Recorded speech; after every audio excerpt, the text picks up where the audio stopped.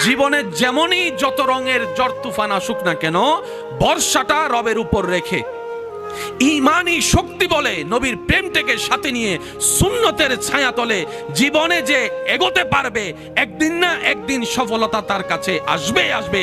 এটাই রব্বুল আলামিনের ওয়াদা। চিৎকার দিয়ে বলেন সুবহান।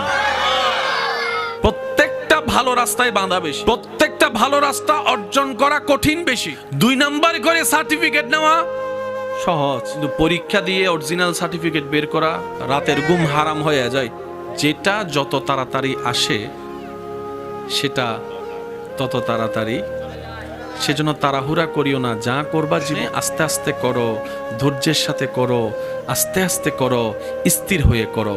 তুমি আস্তে আস্তে যদি সেটাকে অর্জন করতে পারো, সেটা তোমার ঘরের সেই দেওয়াল ছাদের মতো হবে, যেটাতে তুমি আস্তে আস্তে আস্তে আস্তর করে করে তুমি একটা একটা ইট গাঁথনি করে করে যখন তুলবা,